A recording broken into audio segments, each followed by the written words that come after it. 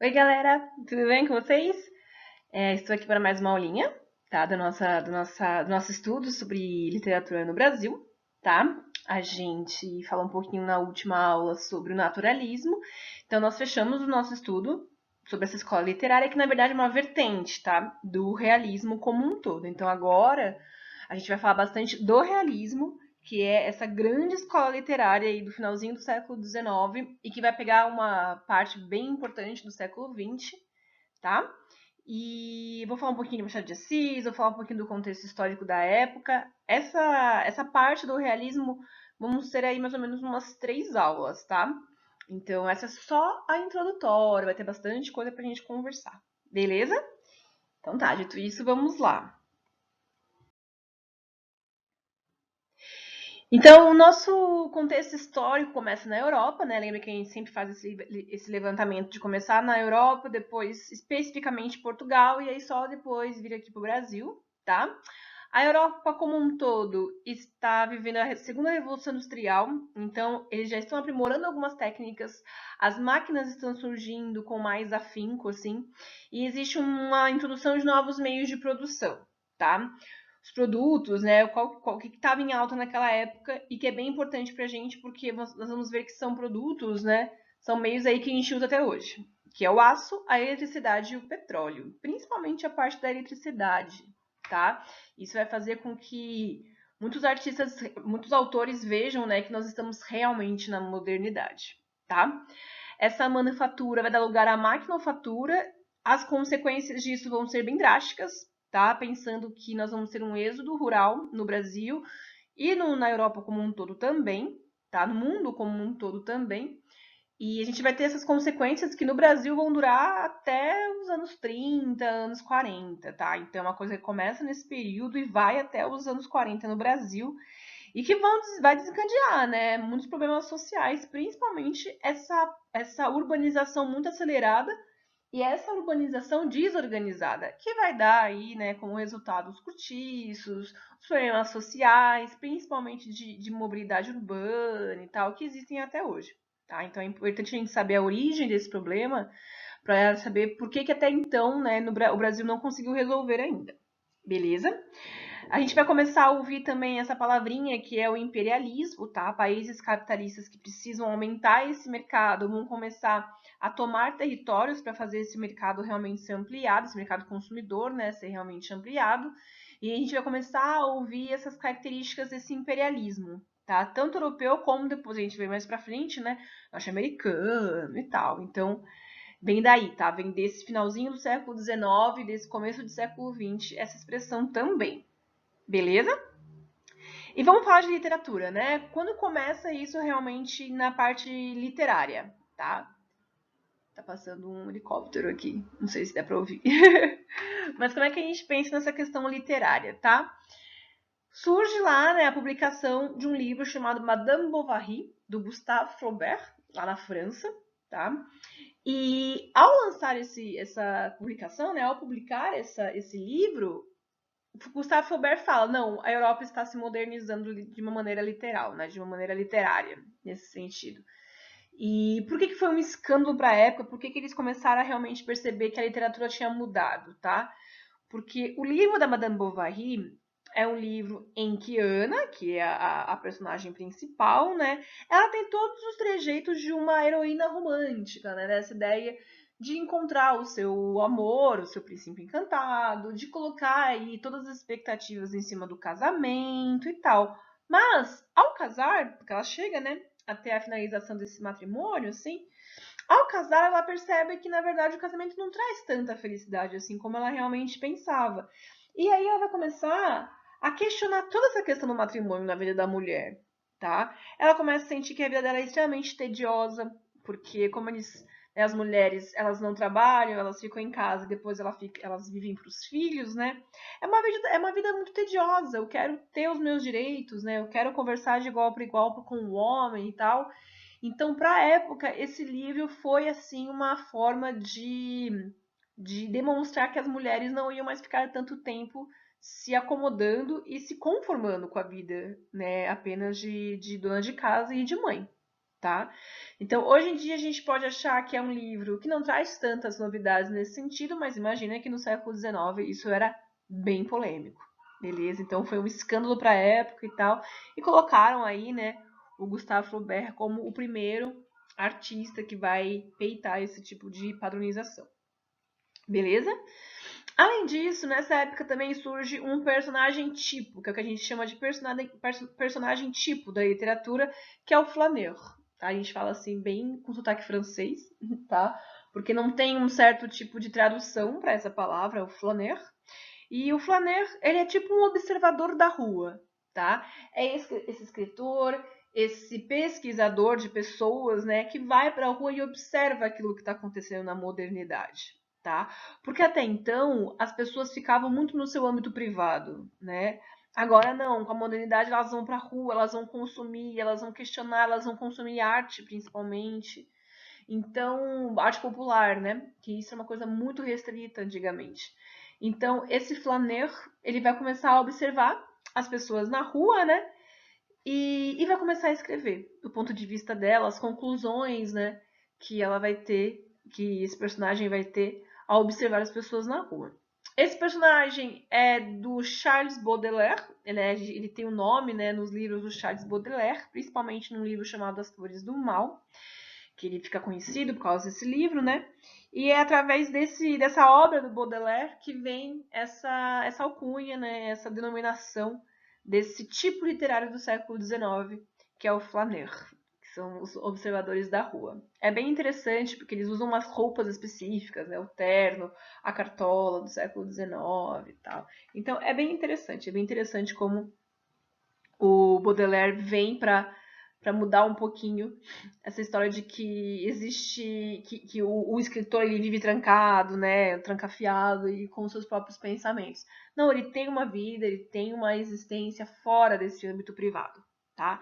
E aí por isso, de alguma forma, ele aparece, esse personagem tipo aparece aí no século XIX. Beleza? Então tá bom. Agora a gente vem para Portugal, tá?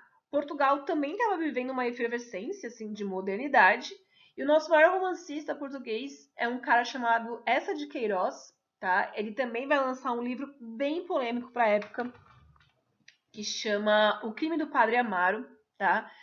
Por que ele é um livro bem polêmico na época? Dá pelo nome, pelo título do livro já vai dar para ter uma noção, tá? O Padre Amaro, ele pertence ao clero, nesse sentido, só que ele acaba se apaixonando por uma mulher e se envolvendo com umas mulheres e tal durante o livro.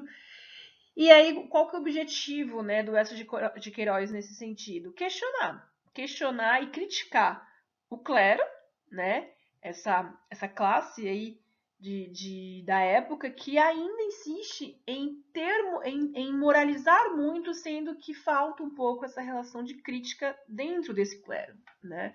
Se eles são tão a favor da família nesse sentido, por que os padres não podem se relacionar, né? Se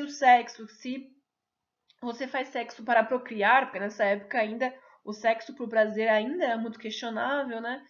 Se você faz sexo, o sexo é uma coisa boa, traz vida e tal, por que condená-lo nesse sentido, né? Por que o sexo também só serviria para procriar? Porque ela também não serviria para o prazer das pessoas? Então, esse livro vem cheio de questionamentos sobre a sexualidade e sobre o clero da época, beleza? Além disso, essa de Queiroz também publica O Primo Basílio e Os Maias. E aí eu botei ali no slide, né, que o autor ele observa as anomalias e as anormalidades, tá? Por que isso? Porque em Primo Basílio, né, no livro O Primo Basílio, rola uma relação incestuosa entre familiares, assim, né, em um amor entre famílias, principalmente entre Basílio e Luísa, que são primos nesse sentido. Então, naquela época já era muito condenatório, né, pessoas da família se envolverem, tá? A gente chama de incesto, mas a gente conhece mais o incesto com familiares de primeiro grau e tal. Mas é como eles denominam na época, tá? Porque vamos pensar que a gente está falando do século XIX, tá? Então é como eles denominam o tema da época do livro, tá?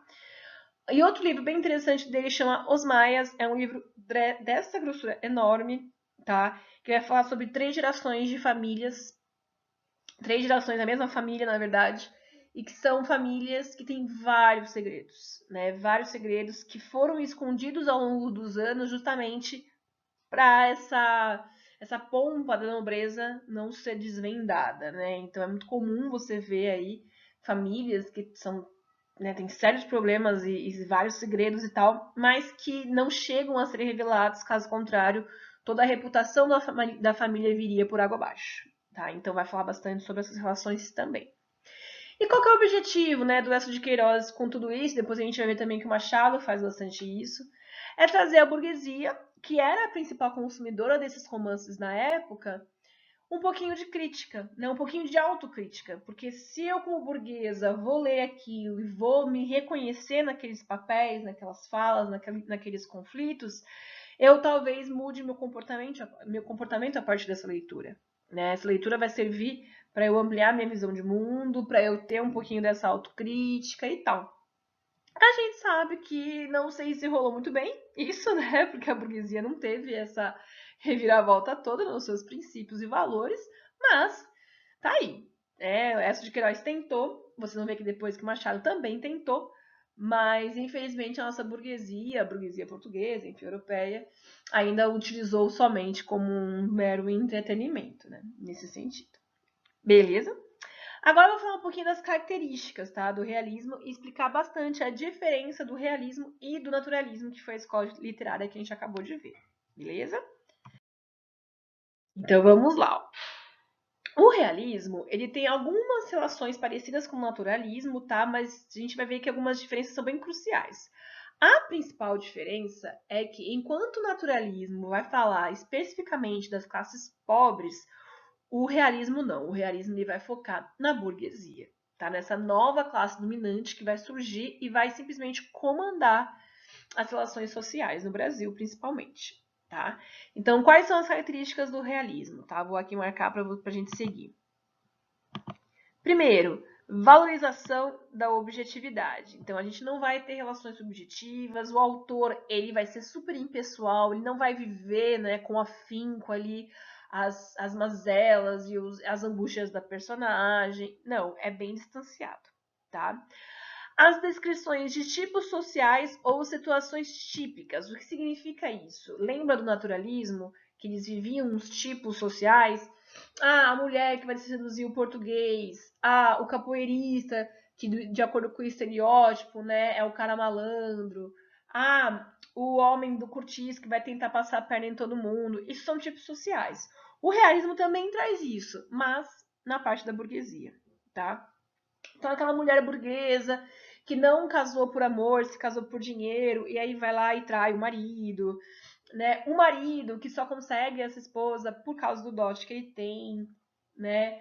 Esse homem que, apesar de ser muito poderoso financeiramente, não tem força para absolutamente nada para peitar os filhos, para peitar relações de poder, né? Então, são situações típicas que nós nos vemos no dia a dia e que naquela época era apontado como algo realmente negativo, pensando na classe social dominante da época, tá?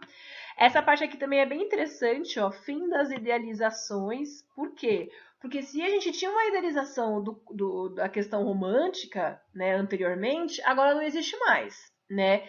Se antes existiam finais felizes para os casamentos, se antes a miséria era totalmente camuflada, né, pelos heróis nacionais, tipo o índio e tal, não, agora o Brasil é pobre nesse sentido. E o fracasso social, né? Essa ideia de que eu só vou ser respeitado na vida se eu tiver dinheiro, se eu tiver uma formação acadêmica, né? A gente falou bastante disso na parte do positivismo e tal. Então, adultério, miséria e fracasso social são grandes temas aí dos livros realistas do século XIX. Beleza? Eu botei ali, né, prevalência das formas do romance e do conto, então dificilmente você vai ver poesia, tá? Realista, eu leio pouquíssimas poesias realistas, quase não aparecem mais nos livros, nem nos vestibulares e tal, porque realmente prevalece o romance e o conto. E aí, para fechar, não fechar, né, mas para concluir bastante essa ideia de quem que vai ser crítico, né, de quem vai ser o alvo de crítica nesse período. Então tá aqui, ó. Frequentes críticas às hipocrisias da moralidade da nova classe dominante, a burguesia. tá? Então, todo livro que a gente vai ler a partir de agora, né, todos os trechos de livros que a gente vai ler a partir de agora são livros que visam aí trazer, né, revelar toda a podridão que a burguesia traz, né, com as suas convivências e as suas revelações, tá? Eu botei ali, ainda ali, né, a citação da realidade tal como ela é, em oposição aos anseios de liberdade dos românticos, então só para mostrar realmente que é uma questão de contraste, tá? Essa parte aqui é bem interessante, né? Ó, a linguagem culta e estilizada. Tem que pensar assim. Opa. O Brasil, né? Ele demora para ter uma noção de variedade linguística na literatura brasileira, principalmente na literatura escrita, tá? Então, dificilmente você vai ler textos que condizem com uma realidade linguística antes dos anos 30, antes dos anos 40, tá? Então, quando a gente lê o Curtiço, apesar de ser um livro que fala sobre a população mais pobre e que fala, né, descreve toda aquela realidade, os próprios personagens, eles falam como se eles tivessem tido esse estudo formal, tá? O que deixa o livro um pouco estranho, né? Porque parece que não condiz com a realidade dele. É diferente, por exemplo, de a gente pegar um livro da Carolina Maria de Jesus, que é uma mulher periférica, e ela escreve com erros, né? Ela escreve com erros que a gente chama de erros da gramática normativa, certo? Não faria sentido se a gente colocasse uma linguagem toda pomposa para ela, porque ela fazia questão de demonstrar isso, né? Demonstrar que, apesar da pouca escolaridade, ela também tinha intelectualidade para escrever, beleza? Mas o realismo ainda não. O realismo ainda não está preparado para essa mudança estética, então todo livro realista é bem formal do ponto de vista da linguagem, tá? E por fim, essa parte bem interessante também, ó, é uma abordagem psicológica das personagens, tá? Diferentemente do naturalismo, em que existia uma abordagem mais animalesca, né, uma abordagem mais física, assim, dos personagens e toda essa parte que compõe, né, esse personagem, aqui no realismo não. No realismo a gente vai ter uma abordagem psicológica disso, tá? É bem interessante, vai ficar mais claro quando a gente começar a estudar os livros, tá? Porque aí eu vou trazer esse personagem com todos esses problemas realmente pra gente discutir. Beleza? Então tá bom. E aí, por fim, sobre o contexto histórico cultural do Brasil, tá? O Brasil, ele estava passando por um lento processo de modernização, tá? Ele não estava ainda no seu auge da modernização, isso vai demorar pelo menos uns 40 anos no Brasil, mas a gente ainda estava começando a ter um pouquinho de modernização, tipo, a gente ia começar a ter as ferrovias, né? Indústria muito pouco, mas a gente está começando a querer parecer muito mais com a Europa, tá? Os escritores realistas, eles vão deixar total, né, a monarquia, eles são realmente republicanos, eles são abolicionistas, eles vão falar um pouquinho disso nos textos dele, Machado fala disso de uma maneira um pouquinho sutil, assim, mas a gente vai abordar também nas próximas aulas. E essa parte é bem interessante, ó, a nova Constituição de 1891. Ai, meu Deus. Coisou aqui o negócio. Mas vocês entenderam, né? A nova Constituição de 1891, porque nós deixamos de ser monarquia, nós precisamos de uma Constituição, porque agora nós somos república, né? Então, a Constituição de 1891, ela traz pela primeira vez o Estado laico no Brasil, que é a separação entre Estado e Igreja. Porque até então a Igreja comandava as relações políticas, né, junto com a monarquia e tal, mas a monarquia levava muito em consideração o que a Igreja falava. Então a Igreja vem, né, o Estado laico vem para não misturar mais Estado e Igreja. Apesar da gente saber que isso é bem problemático, isso ainda traz muitas polêmicas para o Brasil, porque até hoje a gente sabe que a Igreja sim interfere em muitas relações do Estado, tá? Mas os livros que a gente vai ler, né, a gente vai perceber que a igreja ainda tem muita influência e que foi muito difícil para a população brasileira entender, né, que isso mudou. Tá até hoje, né? É difícil, né, algumas pessoas entenderem que realmente o Estado e a igreja precisam, né, ser separados. Beleza? E aí, por fim, a política oligárquica, tá? A política oligárquica, ela vem para dizer que o Brasil, por mais que ele não seja mais comandado por um rei, ele vai ser comandado por uma elite, tá? Uma elite agrária, principalmente. Os donos de terras aí no Brasil, que existem até hoje, eles fazem parte de pequenos grupos de poder, ou partidário, ou classista, ou familiar, tá? Então, aqui talvez na cidade, isso não seja tão forte, tá? Mas no campo brasileiro isso ainda é muito forte, tá? Nós temos aí várias frases que podem explicar isso. Tem um provérbio pernambucano que diz assim, que se você não é cavalcante, você é cavalgado. O que isso quer dizer? Que se você não pertence à família Cavalcante, que é uma família muito rica de Pernambuco, você é um súdito dele, você é um cavalgado, certo? Então, essas famílias brasileiras, elas vão comandar muitas questões políticas até hoje, tá? Quando vocês tiverem isso em história, o Lori com certeza vai aprofundar bastante, tá? E isso é o problema, né? Ainda mais num lugar que teoricamente seria democrático, tá? E aí, para fechar mesmo nessa primeira parte, eu vou falar um pouquinho do Machado de Assis. Ele lança o realismo no Brasil com um livro chamado Memórias Póstumas de Brás Cubas, em 1881. Então, a gente está numa transição aí já, né, para o século XIX. E ele vem para mostrar que ele está decidido a mudar um pouco a literatura brasileira, tá? Na semana que vem eu vou falar bastante do Machado de Assis, vai ser nossa primeira aula realmente de Machado. Como é um escritor que tem muitas dúvidas, né? A gente tem muitas dúvidas em relação a ele e tal. Aproveitem essas aulas para tirarem todas as suas dúvidas que você tem de Machado, principalmente o do porquê ele é tão importante e do porquê ele é o maior escritor brasileiro, né? De sempre, assim. Beleza? Tudo bem? Então tá bom. Eu botei aqui algumas imagens de filmes e dos livros para vocês darem uma olhada, tá? Então, nós temos aqui em primeiro lugar, né, na imagem, a Madame Bovary, do Gustave Flaubert, tá? Em seguida, O Crime do Padre Amaro. Eu gosto muito dessa capa, mostrando, né, a cruz de ponta cabeça, acho bem forte. Memórias Póstumas de Brás Cubas, com o nosso defunto autor defunto, vou falar bastante dele na semana que vem. E aqui eu queria mostrar porque todos esses livros clássicos da literatura mundial e tal, eles já viraram filmes. E fala-se muito disso, né? Tipo, putz, o livro nunca vai superar o filme e tal. E não é verdade, esses três filmes são muito bons, tá? Eles são bem parecidos com o livro. Eu, né, me arrisco a falar, por exemplo, que o Crime do Padre Amaro eu gostei mais do filme do que do livro, porque a linguagem do Essa é muito cansativa e tal, então eu achei que o filme trouxe mais vivacidade para a história, tá? Então esse aqui, né, o do Crime do Padre Amaro, minha cara ficou na frente, mas é esse aqui, né, esse aqui, ó. Esse aqui é o Memórias Póstumas de Brás Cubas, também é bem legal esse livro, esse filme, né, essa história como um todo, eu vou falar bastante dela na semana que vem. E aqui em cima, a Madame Bovary, ela não é muito conhecida, esse filme não é muito conhecido aqui no Brasil, porque ele é francês, tá? Mas vale a pena ver, eu acho que os três filmes barra livros, como eles são de clássicos, né, de histórias clássicas do mundo, eu acho que vale a pena você ter noção do roteiro, do enredo e tal, para garantir aí bastante repertório seu daqui para frente. Beleza, gente? Então tá bom, tentei falar um pouquinho mais rápido, tá? Pra aula não ficar tão comprida, não ficar tão tediosa nesse sentido, porque a gente sabe que a aula online, quando ela fica mais curta, é melhor para você absorver a matéria e tal. Então eu tô tentando falar um pouquinho mais rápido e com mais precisão para vocês não perderem assim um tempão, né, assistindo a videoaula, mas deu aí mais ou menos os seus 25 minutos, tá?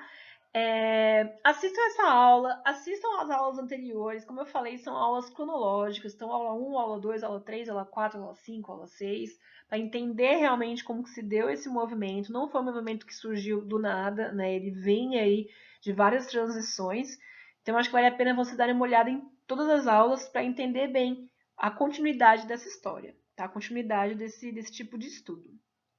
Beleza? Para fechar, na semana que vem eu vou passar realmente um exercício, tá? Eu tô vendo aí como a gente vai ter que ficar em quarentena pelo menos até junho, né? Até o finalzinho de maio, comecinho de junho. Eu vou ter que começar já a cobrar coisas de vocês valendo realmente nota, tá? Porque eu acho que vocês já tiveram aí um tempinho para absorver, enfim, tentar entender como é que é a dinâmica, tá? De estudar em casa, de fazer as atividades em casa. Então, na semana que vem eu já vou ter que cobrar algumas coisinhas de vocês. Estou pensando ainda, mas fiquem tranquilos e tranquilos que eu já coloco lá direto no Classroom explicando tudinho. Beleza, gente? Então tá bom. Espero que vocês tenham gostado, espero que vocês tenham entendido a matéria, tá? Qualquer coisa, manda mensagem, manda e-mail, estou sempre aberta para dúvidas, sugestões, elogios, reclamações, enfim, né? É para vocês terem essa oportunidade de realmente abrir esse canal para falar com a gente. Beleza? Então tá bom. Um beijinho e até a próxima. Beijos!